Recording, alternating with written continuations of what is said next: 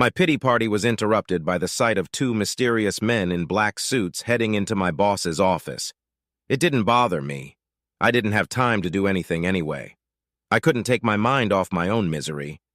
I think my suffering started when I was a child. My mother constantly humiliated my father. Couldn't do this, couldn't do that, couldn't do anything. In fact, he could only do one thing: disappear. Day after day, I heard how horribly he was leaving us. Woe betide me if I ever tried to disagree with her. 90% of what I said to my mother was, "Yes, Mom." Wimp, nerd, mama's boy, weakling, etc. These were the insults I was subjected to in school. I was not a member of any sports team, no club, not even a chess club.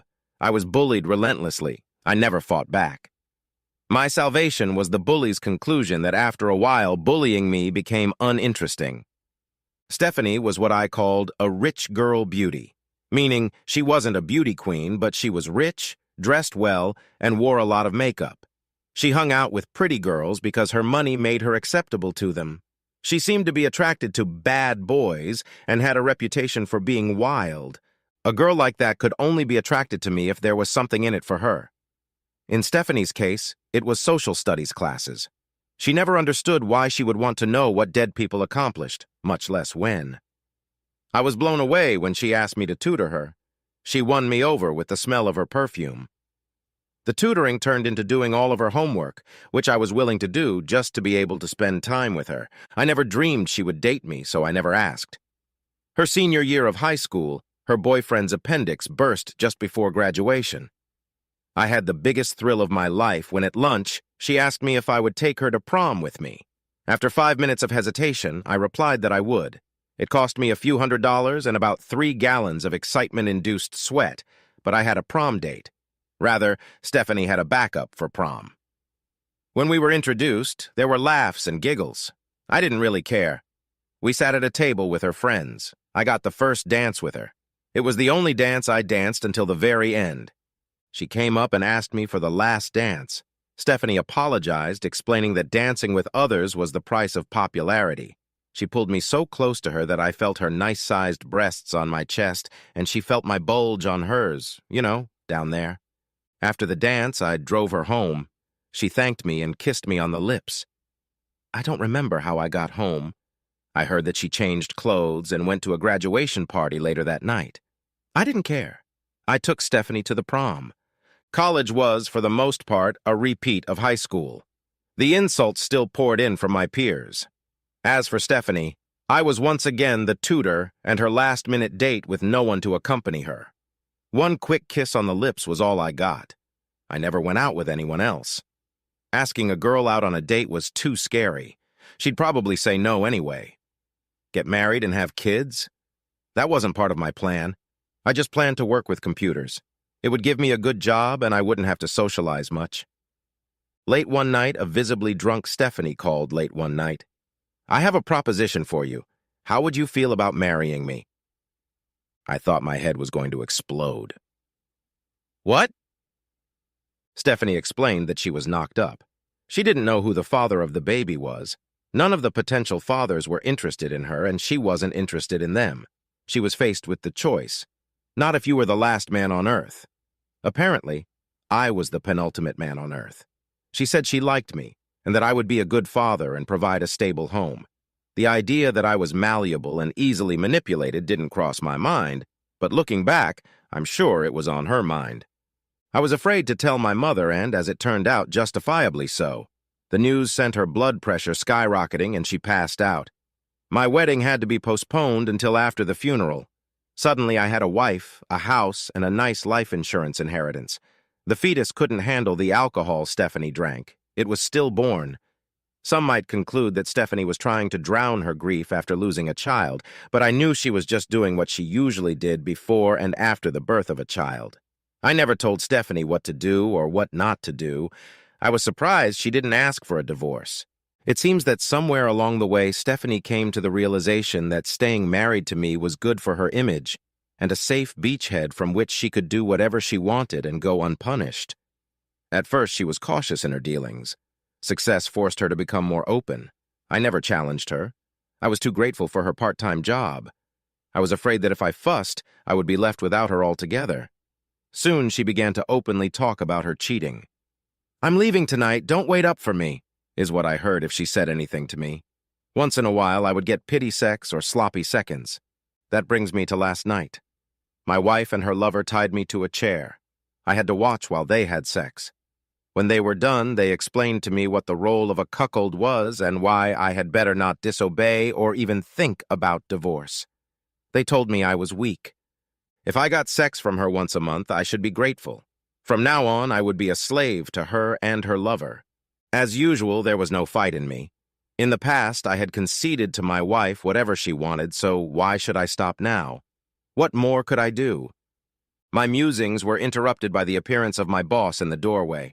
With him were the two men I had seen earlier. "Bruce, these men are here to offer you a special training program. I think it would be a good idea for you. You will be paid during the training program." "What kind of training program is this?" One of the men replied. "Vital?" "I don't understand." "Do you like the life you are living now?" I thought for only a second. Why lie? "No." "Then please sign this consent form for the training." I wasn't used to making my own decisions, even in important matters. I asked my boss if I should do it. He said I should, and I signed it. After I signed, another man who was silent notarized the application. I was told to get going. Any questions I had about my job, notifying my wife, gathering clothes, toilets, etc., were answered with, "Don't worry, everything will be taken care of." I was escorted to the proverbial black car. I sat down between two men. One of them got my attention and the other injected something into my arm. "Stay awake, Bruce." When I awoke, I was escorted to a mountain lodge, a luxurious mountain lodge. I was given wonderful coffee and told that I would be briefed when the cobwebs in my brain cleared. A large, tall, very trim man invited me to sit at a round table by the huge fireplace. "Mr. Pennington, I know you have many questions.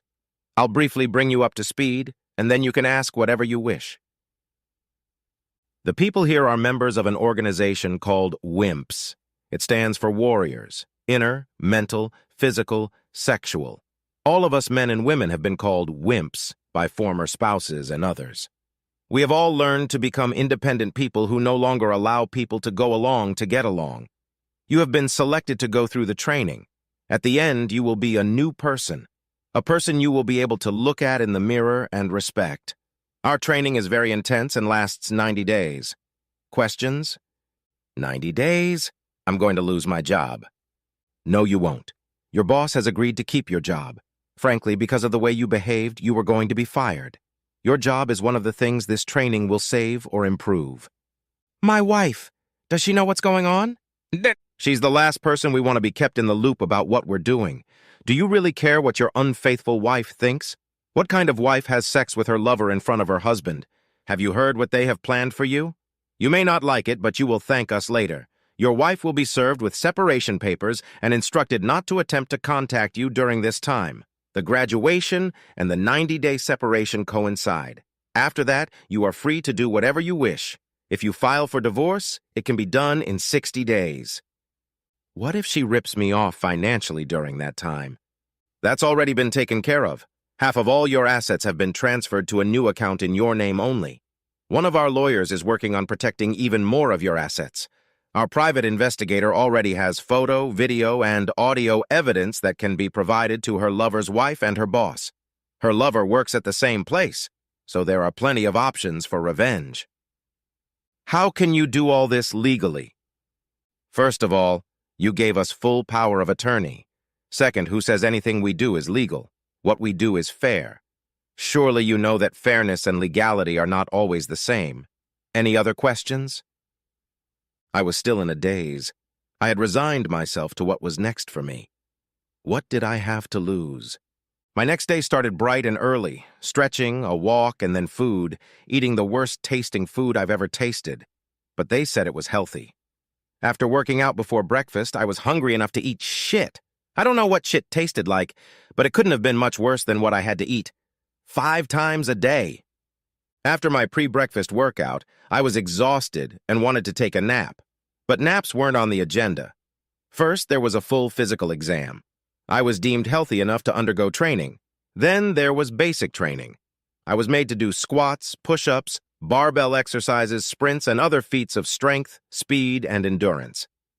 My head instructor had the saddest look on his face. He took a deep breath and said, "We have a lot of work to do." The first week was almost entirely devoted to physical improvement. I worked harder on the first day than I had in the last 5 years. There were a lot of muscle-building exercises, 8 hours after lunch. I was sweating, huffing, and puffing, and I felt like my heart was about to jump out of my chest. I had made the mistake of complaining. It felt like 10 of the worst drill instructors from hell had suddenly appeared and whipped me. Once burned, forever learned. My muscles ached badly, and it took me several hours of exercise the next morning to recover from the aches of the first day. Thankfully, it got better as the week progressed. At the end of the first week, I was placed in front of a full-length mirror. Next to the mirror was a life-size cutout picture of me when I first arrived. I couldn't believe the difference. I looked so much better. They explained to me that it would be easier to accept the rest of the workouts if I started to see a positive physical difference. There were many more body workouts, but they introduced classes to improve my self-esteem. Not all of them were positive. In fact, they were tearing me down to build me up. There were short classes where they would act out what my wife and her lover had said to me. Then they would ridicule me and ask why any man would put up with it. I was ashamed of the way I had behaved before. Then there were classes on how I could respond other than taking the insults. It was easy to turn my revenge on my wife and mistress into motivation to complete the training. Believe me, I needed all the motivation I could get. I received basic martial arts training. I wasn't taught a lot of techniques. According to the instructor, it was not necessary. Winning a fight depends mainly on the ability to use some techniques well, not on knowing a lot of techniques. I wore a gray training suit most of the time. I wondered why they didn't take some of my clothes or buy me new ones. Eventually, I realized that my body would change so much that buying clothes until my body remodeling was complete was not advisable. Then I also learned that most of my clothes were loser clothes. The dressing for success classes were a wake-up call for me. Toward the end, I got a makeover. I had heard of this for women, but had never heard of it for men. Believe me, it was worth it. What I enjoyed the most was the sex training. I learned how to control myself without the little blue pills. Foreplay, erogenous zones, positions were practiced on some of the most beautiful women I have ever seen. This training exhausted me like so many others, but I didn't even think to complain. At the end of the day, I looked great and felt great. I was ready to kick ass and take charge. They drove me back to my house. Her lover's car was parked in the lot, so I cautiously entered the house. I quickly made sure they were busy in the upstairs bedroom. I silently made my way upstairs. Once in the bedroom, I calmly approached and pulled her lover away from my wife by the hair. My wife didn't seem to recognize me right away. Her lover thought faster and began to reassert his dominance. He started threatening me and tried to hit me. I dodged him and smashed my toes on one of his feet. Then I knocked the spirit out of him and smashed his nose. I forgot about my wife. At that moment, the light went out. When I woke up, I saw that I was tied to the chair again. My wife and her lover were explaining to me my role as a cuckold. Then I was shocked. There was no indication that I had touched her lover. I looked all over my body as best I could. My old, weak, ugly body was back. And then I realized the wimp's training had never happened. It was a dream. I was back to my role as a cuckold. It felt like my mind and my heart were falling into an endless well. Nothing like it had ever fallen so fast and so hard.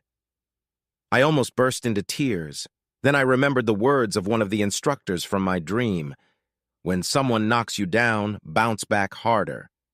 I may have lost what I had accomplished physically in my dream, but I realized that the mental toughness training in my dream was coming from within me.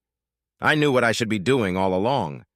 That tough person who had gone through the training was still inside. I looked around for options. My wife and her lover decided to go to the guest bedroom since the bed in the master bedroom was too wet from their fluids. I had to wait and not cause any problems. As soon as they left, a plan matured in my head. I managed to rock back and forth until the chair fell forward and I was on my knees with the chair on its back. On my knees, I crawled over to the nightstand. I noticed that my wife had left her cell phone behind. I rocked the nightstand and the phone fell to the floor. It hurt terribly, but I was able to maneuver enough to pick up the phone with my left hand. After taking much longer than usual, I was finally able to dial 911. Fortunately, I knew the access code to my wife's phone. She often forgot it and relied on me to remind her.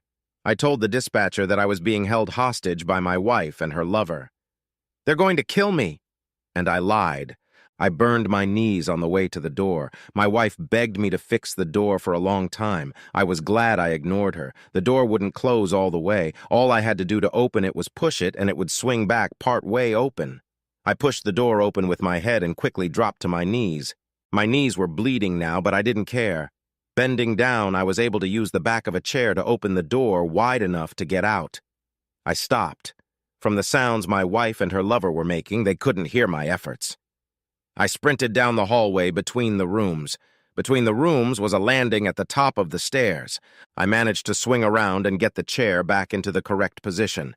Then, using all the strength I had in my legs, I stood up.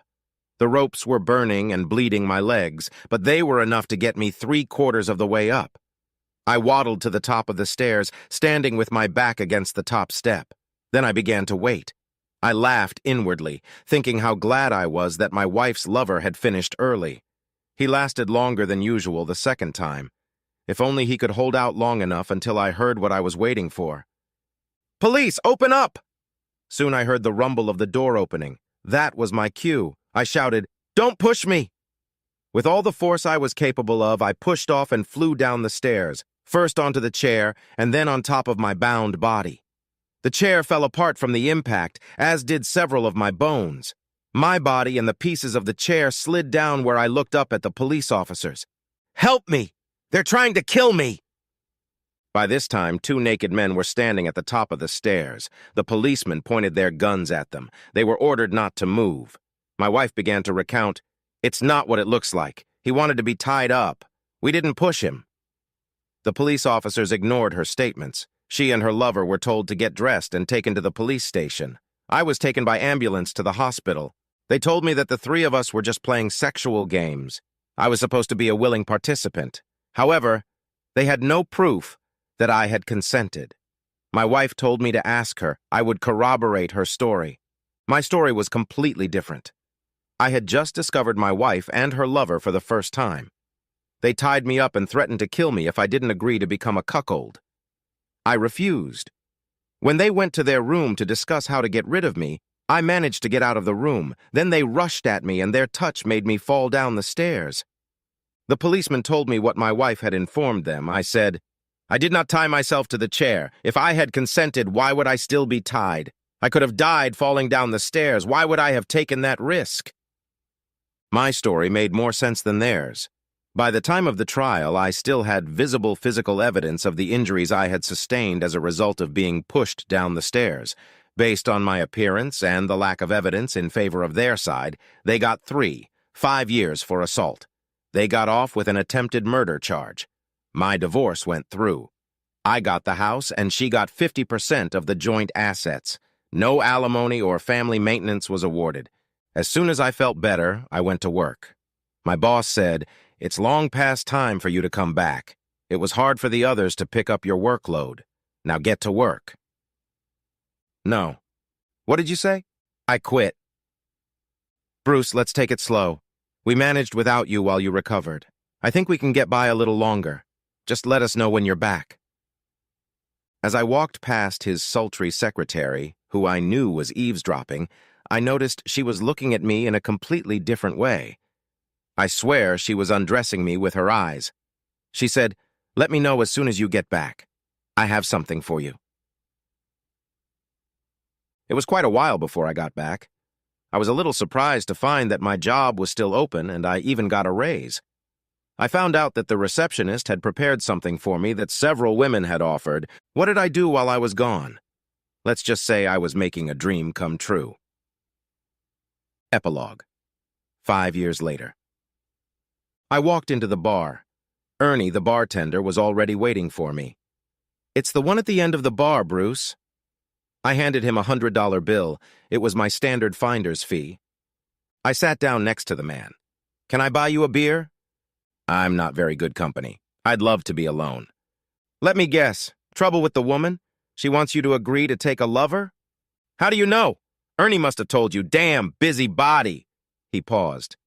You know, she doesn't just want a lover. She wants me to watch like I'm a goddamn, what do you call it? A cuckold? Yeah, one of them. I think I can help you. How? I started and run an organization called WIMPs. Here's the form I need you to sign. It will change your life for the better.